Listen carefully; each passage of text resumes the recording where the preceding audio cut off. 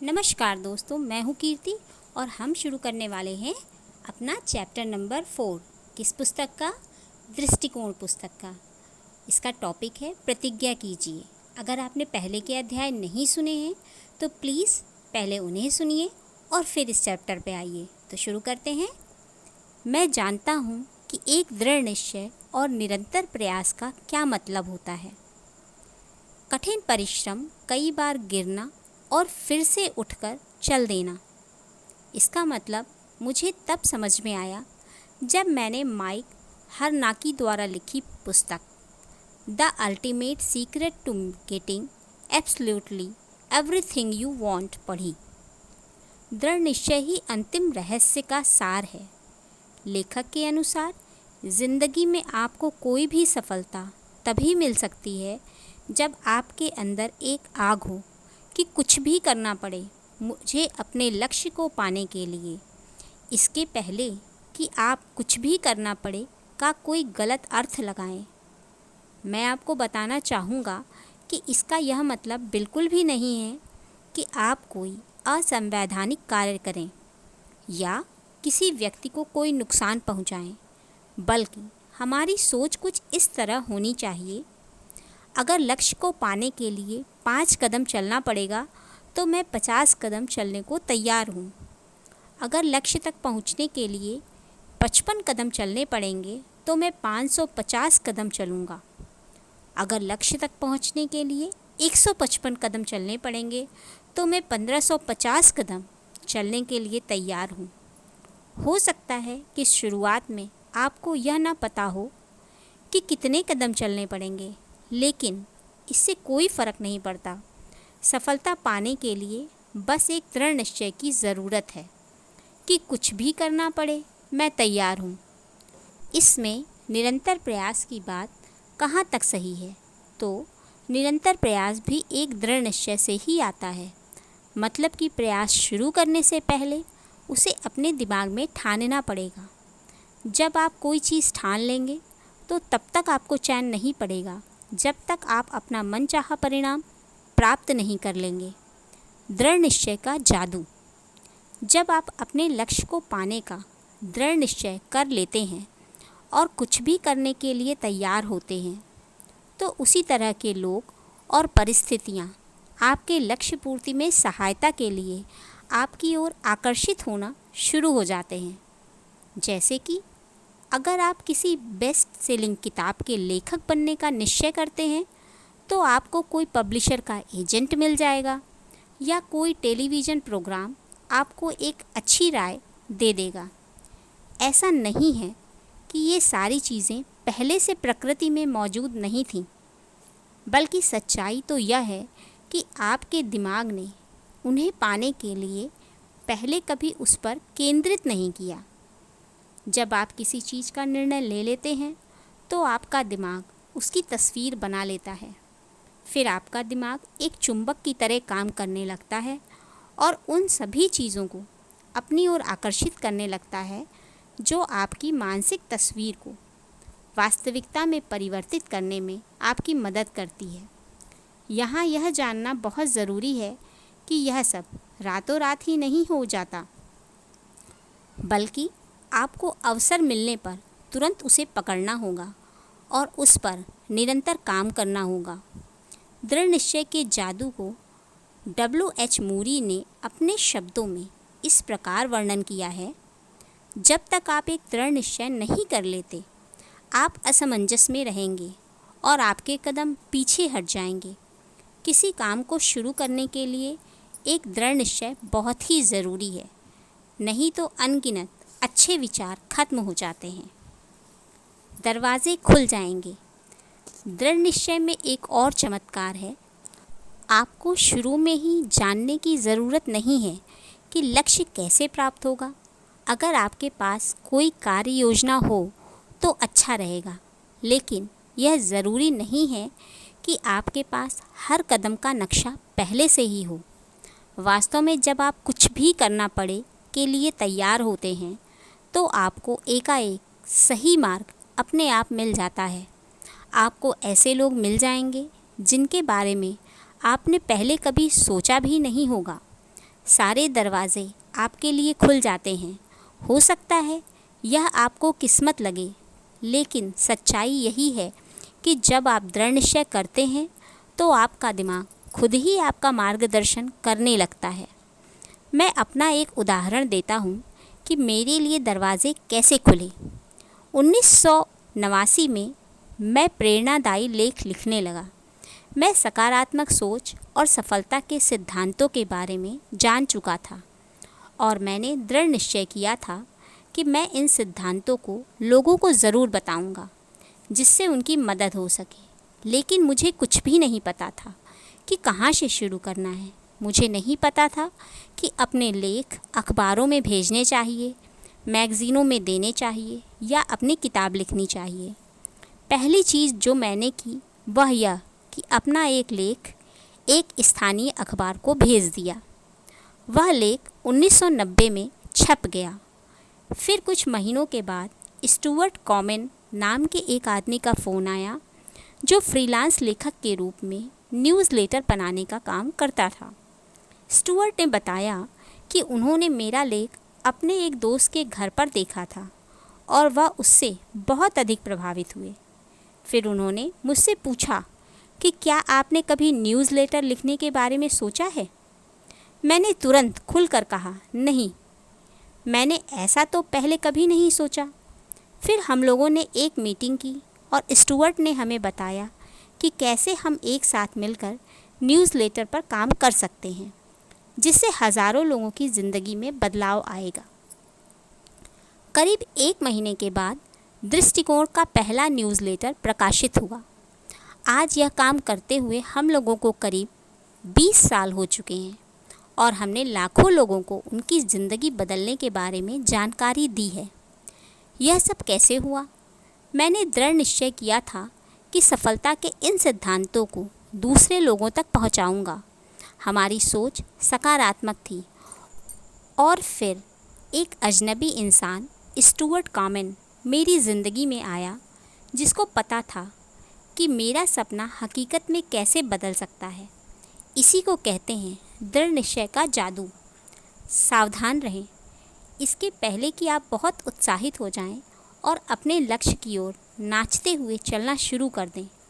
मैं आपको सावधान करना चाहूँगा, केवल दृढ़ निश्चय करने मात्र से ही आपको रास्ते में गुलाबों की सेज नहीं मिल जाएगी। ज़िंदगी बार बार आपकी परीक्षा लेगी कि आप अपने लक्ष्य के लिए कितने गंभीर हैं। बाधाएं आएंगी, आपसे गलतियां होंगी और आपको निराशा मिलेगी।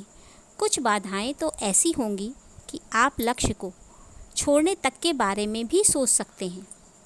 उस समय विंस्टन चर्चिल का यह कथन आपके लिए बहुत महत्वपूर्ण साबित होगा, कभी नहीं, कभी नहीं, कभी नहीं, हिम्मत कभी नहीं हारो। या जेम्स जे कार्बेट की सलाह आपके लिए बहुत उपयोगी सिद्ध होगी। आप एक पारी और खेलकर ही विजेता बनेंगे। जब बाधाएं आती हैं तो एक बार और प्रयास करो। जब आपके पास लक्ष्य प्राप्त करने का दृढ़ निश्चय होता है और आप अस्थायी बाधाओं को पार करने के लिए तैयार होते हैं, तो सफलता निश्चित रूप से आपके कदम चूमती है। दृढ़ निश्चय का फल उत्साही लोगों को ही मिलता है। कुछ साल पहले अमेरिकन वे मैगज़ीन में बेस्ट सेलिंग लेखक डेविड बाल्डाकी का एक बहुत ही मार्मिक साक्षात्कार छपा था। बाल्डाकी कई सफल किताबें एब्सोल्यूट पावर, टोटल कंट्रोल और द विनर आदि के लेखक हैं। उनकी किताबों की लाखों प्रतियां बिक चुकी हैं। लेकिन मैं आपको बताऊं कि उनको रातों रात सफलता नहीं मिली। उनकी उपलब्धियां उनके दृढ़ निश्चय का परिणाम थी कि वह अपने ज्ञान को एक लेखक के रूप में इस्तेमाल करेंगे। बाल्डाकी ने भी एक वकील की तरह अपना जीवन शुरू किया था। उन्होंने 1983 में लॉ स्कूल में अपनी शुरुआत की थी और कभी यह नहीं सोचा था कि मैं एक बेस्ट सेलिंग पुस्तक का लेखक बनूंगा। बस लिखना उनको अच्छा लगता था। शुरू में उनको लिखने की कला भी नहीं मालूम थी, इसलिए उन्होंने इस कला को सीखने का दृढ़ निश्चय किया। शुरू के 5 सालों में उनका कोई भी प्रोजेक्ट पूरा नहीं हुआ। उस समय वो वकालत करते थे। उनके परिवार में उनकी पत्नी और उनके 2 छोटे बच्चे थे। यह सब करने का उनके पास समय कहाँ था। बालडाकी यह सब लिखने का काम रात में 10 बजे से लेकर 2 बजे तक किया करते थे। इसी को दृढ़ निश्चय कहा जाता है। 10 बजे के बाद बालडाकी ने कुछ छोटी कहानियाँ और कुछ स्क्रीन प्ले का काम पूरा किया। उनकी पूरी बिक्री हुई 0। अभी तक उनको संपादकों से केवल नकारात्मक उत्तर ही मिले थे। फिर 1996 में उनकी मेहनत रंग लाई भारी सफलता। उनको एक हिला देने वाली ब्लॉकबस्टर एब्सोल्यूट पावर के लिए लाखों डॉलर मिले। उस मूवी के हीरो क्लाइंट ईस्टवुड थे। यही होता है जब किसी इंसान के अंदर एक दृढ़ निश्चय जागता है। मैंने अपने दोस्त जेरी गोल्डस्टोन से दृढ़ निश्चय के बारे में बहुत कुछ सीखा। 1986 में जेरी ने अपनी एक कंपनी अमेरिकन रॉयल आर्ट शुरू की, जिसमें बहुत सारी आकर्षक चीज़ें बिकती थीं। 1 साल के बाद उसने एनिमेशन आर्ट बेचने के बारे में सोचा। उसने वार्नर ब्रदर्स, हाना बारबरा और कुछ छोटे छोटे स्टूडियो से लाइसेंस प्राप्त किया, लेकिन उसने महसूस किया कि बड़ा व्यवसाय करने के लिए डिज्नी आर्ट बेचने की ज़रूरत है। 3 साल तक वह डिज्नी हेडक्वार्टर को डिज्नी आर्ट बेचने की मंजूरी के लिए पत्र लिखता रहा। हर बार डिज्नी से उसे एक ही जवाब मिलता था, नहीं। लेकिन जेरी ने हिम्मत नहीं हारी और वह लगातार डिज्नी के अधिकारियों से संपर्क करता रहा। लेकिन सभी ने एक ही बात कही, जेरी, तुम्हें डिज्नी का लाइसेंस कभी नहीं मिलेगा। आपकी राय क्या है? जेरी को अब अपना प्रयास छोड़ देना चाहिए था। इतना सब कुछ होने के बावजूद भी जेरी अपनी सोच पर कायम रहा और वह डिज्नी के अधिकारियों से संपर्क करता रहा।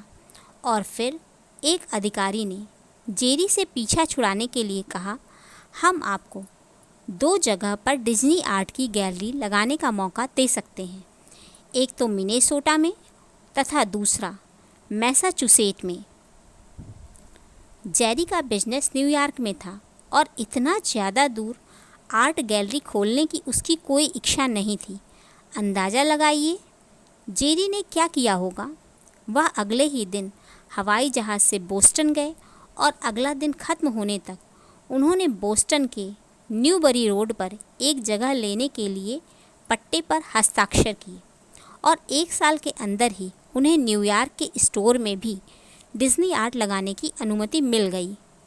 अब जेरी को डिज्नी के साथ बिजनेस करते हुए 10 साल से भी ज़्यादा हो चुके हैं।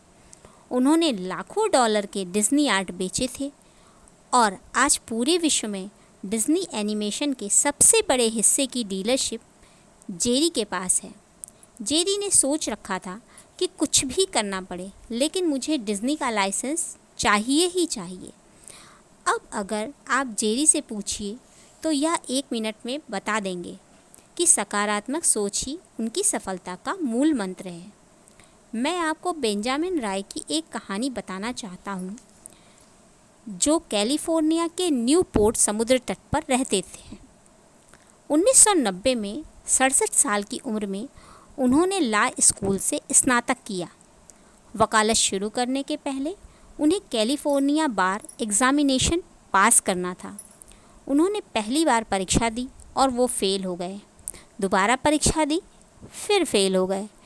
तीसरी बार फिर फेल, चौथी बार फिर फेल, 5वीं बार फिर फेल और इस तरह उन्होंने 13 बार परीक्षा दी और हर बार वे फेल हुए। एक ज़रूरी बात मैं बताना चाहूँगा कि बार की परीक्षा साल में 2 बार होती है। जब राय 13वीं बार फेल हुए तो उनकी उम्र 73 साल की थी। ज़्यादातर लोग तो हिम्मत हार जाते, लेकिन बेंजामिन राय ने ऐसा नहीं किया। उन्होंने 14वीं बार परीक्षा दी और फिर पास हो गए। 1997 में 74 साल की उम्र में रॉय को वकालत करने के लिए स्टेट ऑफ कैलिफोर्निया में भर्ती किया गया। रॉय कहते हैं कि जब तक मैं जिंदा रहता परीक्षा देता रहता और मैंने दी भी। क्या यह कहानी सोच के महत्व को बताती है? अधिकतर लोग तो 60 साल की उम्र में लॉ स्कूल के बारे में सोच भी नहीं सकते। तो देखा आपने, बेंजामिन राय की कहानी इस बात की सबूत है कि सकारात्मक सोच ही सब कुछ होती है। चलिए अब मानते हैं कि आपने अपने दिमाग में एक लक्ष्य बना लिया है। अब अगला सवाल आपको स्वयं से यह करना है कि क्या मैं अपने लक्ष्य को पाने के लिए कुछ भी करने को तैयार हूँ? अगर आपका जवाब यह है कि मैं सब कुछ करने को तैयार हूँ, बस यह या वह नहीं कर पाऊँगा, तो सच बोलूँ आपका निश्चय दृढ़ नहीं है। और अगर आपका दृढ़ निश्चय नहीं है तो आप पटरी से उतर जाएंगे और अपने उद्देश्य की पूर्ति कभी नहीं कर पाएंगे। उदाहरण के लिए ज़्यादातर लोग एक नया बिजनेस कुछ इस तरह शुरू करते हैं, इसे 6 महीने में नहीं चला सका तो मैं इसे छोड़ दूंगा। इस तरह की सोच से कभी सफलता नहीं मिलती। आज लेखक डेविड बाल्डाकी की ज़िंदगी कहाँ होती अगर उन्होंने यह सोचा होता कि मैं बस 1 साल तक लिख कर देखूँगा और अगर कुछ भी नहीं बिका तो मैं इसे छोड़ दूँगा। ऐसा करके वह अपने जीवन का एक सुनहरा अवसर खो देते। उन्हें आर्थिक आज़ादी न मिली होती और आज वे अपना सपना न जी रहे होते। अब मैं आपको ऐसी राय नहीं दे रहा हूँ कि बिना किसी योजना के बस बैल की तरह जुट जाइए और सब कुछ अच्छा होने की उम्मीद कीजिए। बेशक आपको समय सारणी बनानी चाहिए और एक समय सीमा निर्धारित करनी चाहिए जिससे कि आपको सफलता अति शीघ्र मिल सके। लेकिन सच्चाई यही है कि आपकी एक बहुत अच्छी योजना के बावजूद आप यह नहीं जान सकते कि आपको अपना लक्ष्य प्राप्त करने में कितना समय लगेगा, क्योंकि रास्ते में आने वाली बाधाओं का पूर्वानुमान चाहकर भी नहीं लगाया जा सकता। यही दृढ़ निश्चय विजेता को हारने वालों से अलग करता है। दृढ़ निश्चय वाले लोग बस जुटे रहते हैं, चाहे कुछ भी हो जाए, और अगर थोड़ा ज़्यादा समय भी लग जाए तो भी वे छोड़ते नहीं हैं। जिन लोगों का दृढ़ निश्चय नहीं होता वे चीज़ों के अपने हिसाब से घटित न होने की दशा में छोड़ देते हैं। अब तो आप दृढ़ निश्चय की शक्ति के बारे में जान चुके होंगे। अब इन सिद्धांतों को लागू करने का समय आ गया है। जिंदगी में जिस चीज़ को पाने की आग हो उसका लक्ष्य बनाइए। एक दृढ़ निश्चय कीजिए, कुछ भी करना पड़े अपने लक्ष्य को पाने के लिए, फिर काम में जुट जाइए और सफलता पाने के लिए तैयार हो जाइए। तो ये था अध्याय 4। अब हम मिलेंगे अध्याय 5 में। अगर आपको ये वीडियो पसंद आया हो तो please like share and subscribe to my channel. और मेरे चैनल पे और भी बहुत अच्छे अच्छे वीडियो हैं, तो प्लीज़ एक बार ज़रूर विज़िट कीजिए। और प्लीज़ अगर नए हैं तो लाइक शेयर और सब्सक्राइब करने के साथ साथ बेल आइकन भी ज़रूर दबा दीजिएगा ताकि आपको मेरे नए वीडियोज़ की नोटिफिकेशन मिलती रहे। तो मिलते हैं अगले वीडियो में।